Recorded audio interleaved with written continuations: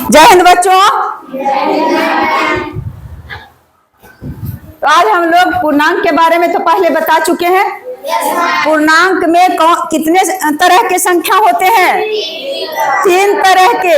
एक धनात्मक संख्या, दूसरा ऋणात्मक संख्या और एक शून्य जो न तो धनात्मक है और न तो। यही तीनों तरह के संख्याओं को हम लोग क्या कहते हैं? पूर्णांक कहते हैं। इतना बात अगर समझ गए हैं तो अब कहता है कि पूर्णांकों का योग। योग के मतलब होता है बच्चा क्या? जोड़। अब जोड़ का चिन्ह होता है ये हुआ जोड़ का चिन्ह और ये हुआ घटाव का चिन्ह। घटाव का चिन्ह ये जोड़ का। तो योग इसी को कहते हैं। योग कहें या जोड़ कहें, उगवे नहीं करता है।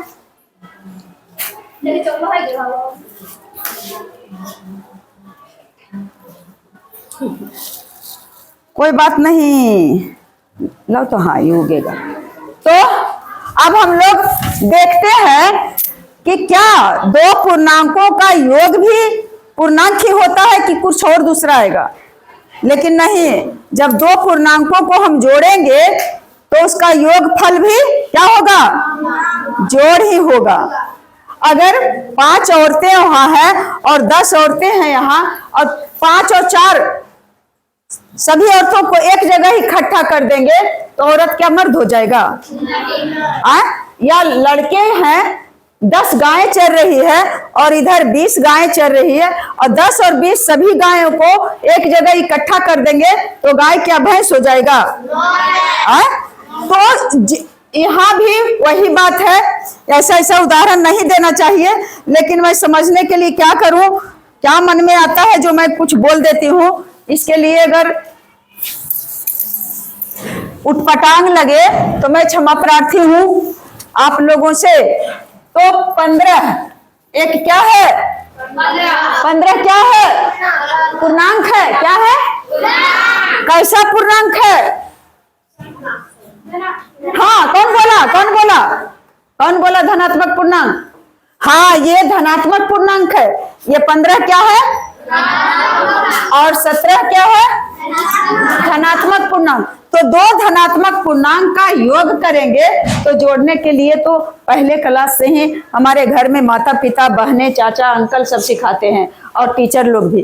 तो इकाई को इकाई में जोड़ो। 7 और 5 12, 1 1 2 12 का जो हासिल हुआ कितना हो गया? 15। तो ये 32 क्या है? क्या है? 32 क्या है? पूर्णांक है। एक पूर्णांक में जब दूसरे पूर्णांक को हम योग किए, जोड़े, तो उसका योग फल भी हमें क्या मिला? पूर्णांक मिला। तो कितना आ गया बच्चा? 32। अब देखो इसमें क्या तुम देखा कि दोनों पूर्णांक क्या था? धनात्मक था। दोनों पूर्णांक क्या था? धनात्मक था। अब की बारी दूसरा में देखो कि -25 है। क्या है बच्चे? और जोड़ना कहता है 15 से। तो इसमें भी कितने पूर्णांक हैं? 2 पूर्णांक है। पहले वाला पूर्णांक क्या है? हाँ, पहले वाला पूर्णांक ऋणात्मक पूर्णांक है ना? और इस ऋणात्मक पूर्णांक में जिस पूर्णांक को हम जोड़ेंगे वह कौन पूर्णांक है? धनात्मक पूर्णांक। तो माइंड मेकअप करेंगे कि यदि एक पूर्णांक धनात्मक रहेगा और दूसरा पूर्णांक ऋणात्मक रहेगा तब हम उसका योग करेंगे तो क्या होगा?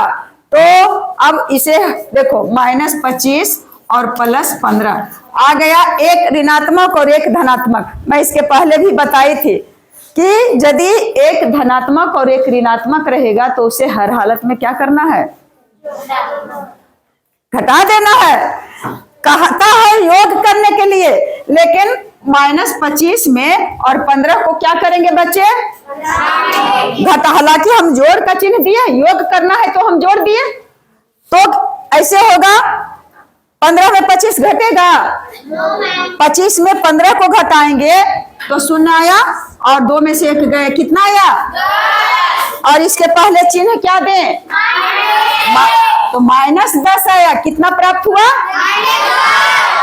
अब इससे क्या साबित हुआ कि एक ऋणात्मक पूर्णांक और एक धनात्मक पूर्णांक का योग किए तो हमें प्राप्त क्या हुआ?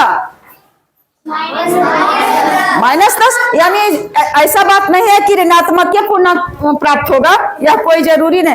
कहने का मतलब है, कहने का तात्पर्य है कि दो पूर्णांकों को हम जोड़ कर दिए तो हमें पूर्णांक ही मिला, चाहे ऋणात्मक मिले या धनात्मक मिले।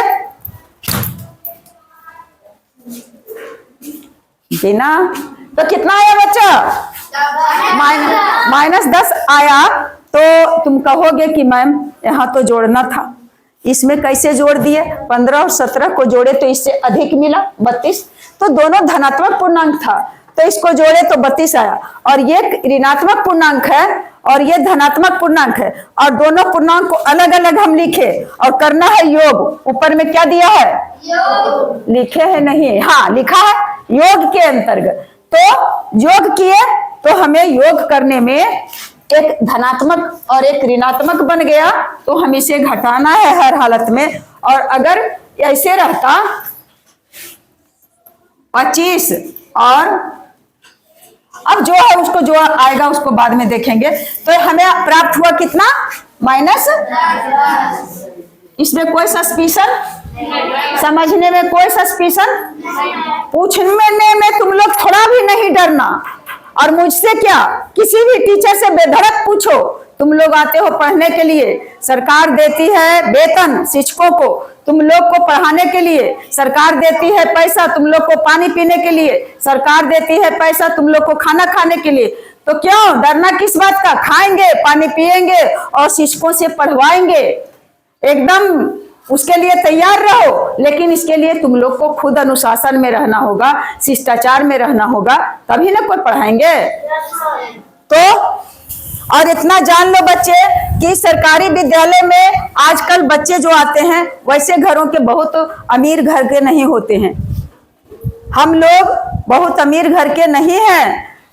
अगर होते तो जिनके पास अधिक पैसे हैं तो बहुत ज्यादा दे करके, फीस दे करके और प्राइवेट में क्या करते हैं? बच्चों को पढ़ाते हैं। इसलिए अपने माँ पिताजी के मर्यादा को ध्यान में रखो, उनके परिश्रम को ध्यान में रखो कि नहीं कितना कठिन परिश्रम करके मेरे माता पिता कमाते हैं 2 रुपये और उससे मुझे जरूरत की चीज पूरा करते हैं। तो हम लोग को मन से पढ़ना चाहिए, परिश्रम से पढ़ना चाहिए।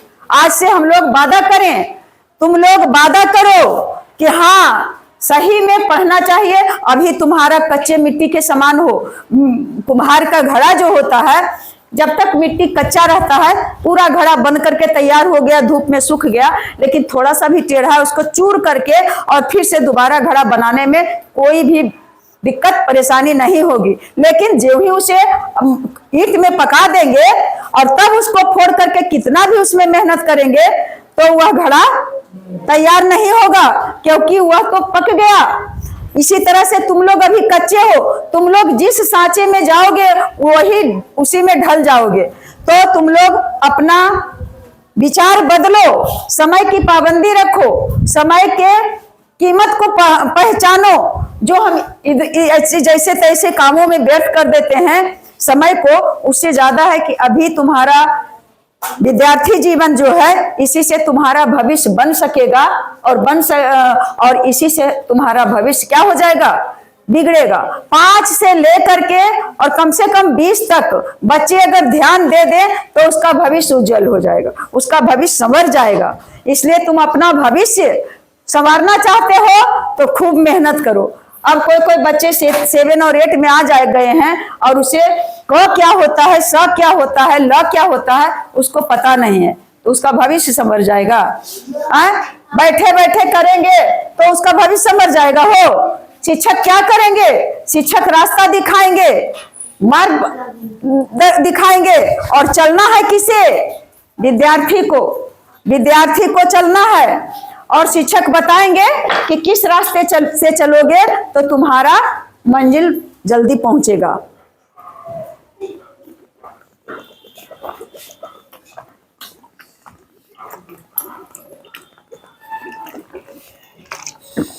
टंकी वाला पानी हेलो ना।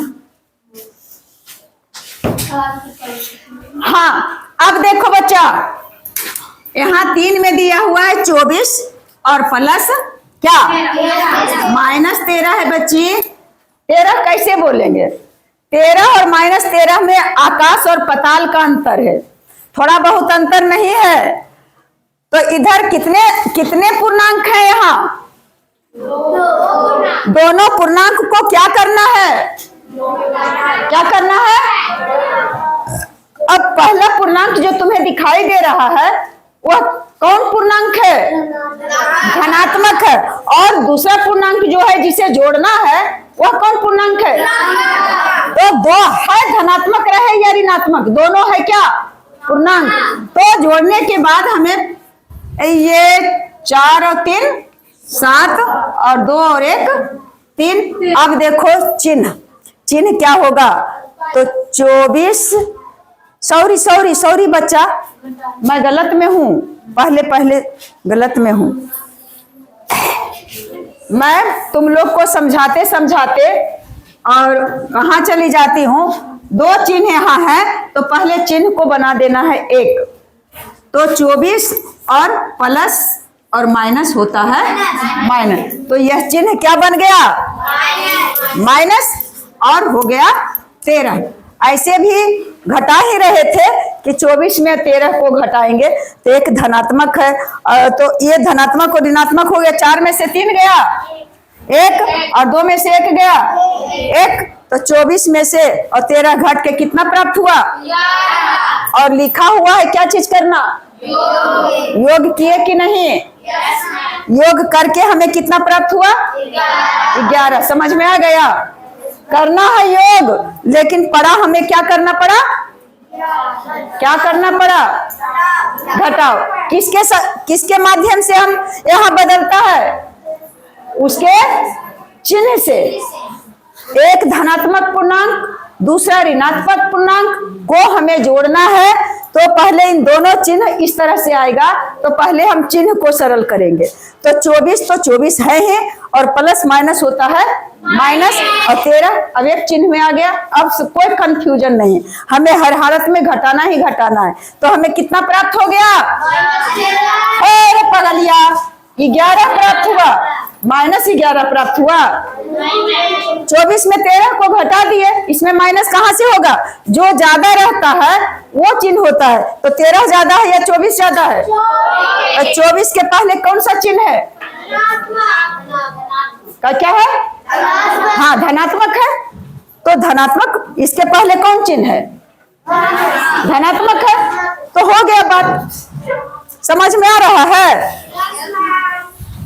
अब देखो बच्चा कहता है कि -10 में और जोड़ देना है इसे। ये क्या है? ऋणात्मक पूर्णांक है। और ये क्या है?